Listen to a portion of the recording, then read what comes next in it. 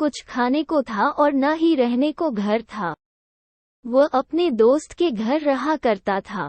उसने एक छोटी सी कंपनी में पेंटिंग का काम करना शुरू कर दिया। धीरे धीरे उसके पास काफी पैसे भी हो गए। बाद में वह काफी धनी भी हो गया, लेकिन अभी भी उसके अंदर कुछ कमी का एहसास होता था। जब वह छोटा था तभी उसके माता पिता इस दुनिया से चले गए थे।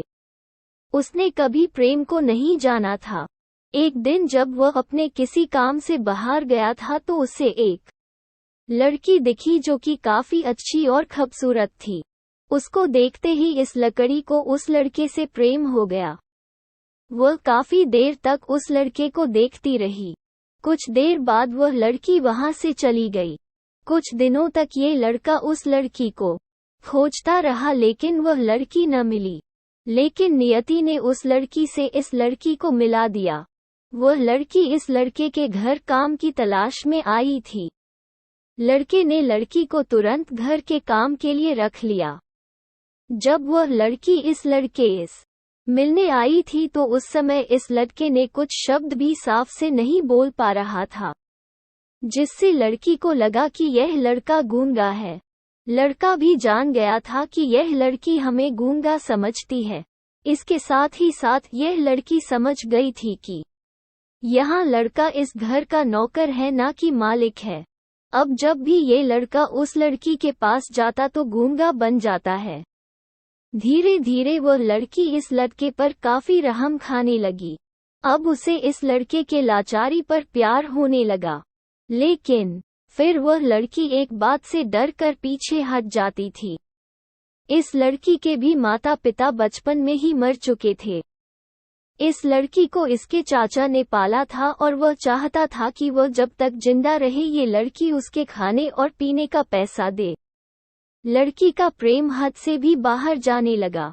लड़के की एक खांसी पर भी वह लड़की दौड़े उस लड़के के पास पहुंच जाती थी। अब लड़का भी समझ गया कि इस लड़की को मुझसे प्रेम हो गया है। लड़का भी बहुत ज्यादा उस लड़की से प्रेम करता था। उसने पहले लड़की के बारे में सब कुछ पता किया। जब उसे सब पता चल गया तो वह बहुत रोने लगा क्योंकि उसने गूंगे होने का झूठ बोला था। अब वह दिनों रात रोने लगा। लड़की अपने सैलरी में से लड़के की इलाज करवाने को कहती थी। एक दिन सुबह ही उस लड़की को पता चला कि वह लड़का हॉस्पिटल में भर्ती है। वह दौड़ते हुए जब हॉस्पिटल में पहुंची तो उसने देखा कि लड़का बेड पर बेहोश पड़ा है। उसके आसपास काफी मशीन लगी हुई थी। जब लड़की डॉक्टर के पास पहुंची तो वहां पर डॉक्टर ने उसे बताया कि लड़का अब बोल नहीं सकता है। उसने अपनी जीभ को कटाने की कोशिश की है। इसके साथ ही उस डॉक्टर ने उस लड़की को एक पत्र दिया। उस पत्र में लिखा था, मैं एक काफी धनी लड़का हूँ। जिस घर में तुम काम करती हो उस घर की मालिक मैं ही हूँ।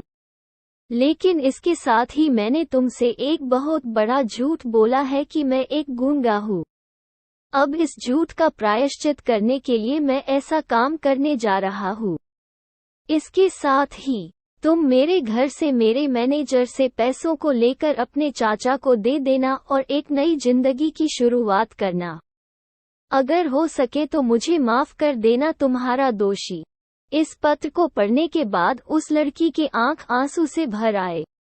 वह दौड़ते हुए मंदिर में गई। उसने भगवान के सामने कसम खाया कि जब तक वह लड़का बोलने नहीं लगता है तब तक वह कुछ नहीं खाएगी, भले ही वह मर क्यों न जाए।